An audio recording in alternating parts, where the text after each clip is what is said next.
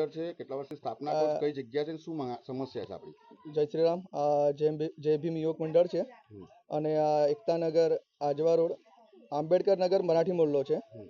જે 1984 થી અમે લોકો વિસર્જન આપણે ગણપતિ બાપા બેસાડીએ છીએ અને એક મહિનાથી અમે લોકો કોર્પોરેશનમાં રજૂઆત કર્યા છે કે ગણપતિ બાપા આવે છે તો રોડ રસ્તા સીધા કરી આપજો, પણ એ લોકો કહે છે કે કરી આલીશું પણ હજુ તક થયું નથી. એટલે હવે વિચારી રહ્યા છે કે અહીંથી જતા જતા લાવતા વખતે તો અમે એકદમ ફરાઈને લાયા, જે જગ્યા પરથી અમે લાવીને બેસાડીએ છીએ એ જગ્યા પરથી નથી લાયા, અમે આખું ફરાઈને લાયા.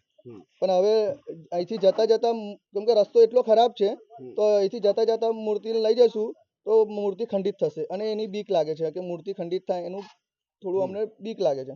એના લીધે હવે અમે લોકોને વિચાર એવી છે, અમે ટોટલી અમારા છોકરાઓને મળીને વાત કરી, અમારા ગ્રુપ આપણે મંડળ વાળાને એક જ કેવું છે કે હવે આપણે વિસર્જન નથી કરવા, ગણપતિ બાપાને આવતા વર્ષ વિસર્જન કરીશું જ્યારે રોડ રસ્તા થઈ જશે.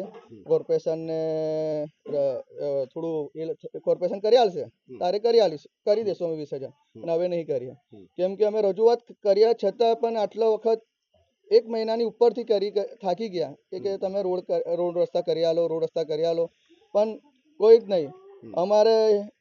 અમને કોઈ સુવિધા નથી. એકતાનગરમાં કોને સુવિધા છે અને કોને નથી એ દેખાય છે. એટલે કોર્પોરેટરમાં હિતેન્દ્રભાઈને વાત કરી હતી, પારુલબેન જેઠવા જોડે વાત થઈ, બેન જોડે વાત થઈ, પછી નૈતિક શાહ એમની સાથે રજૂઆત કરી, પણ બધા એવું કે છે કે છારું તમને કોઈ દેખાય ને તો અમને બતાવો. ને બીજા લોકોને છારું એકદમ કમ્પ્લીટ છેકથી છેક તક કરી આલે છે રોડ રસ્તા, ખાલી અમને જ માંગણી નહીં સંતોષ તો ગણપતિ વિસર્જન નહીં કરીએ.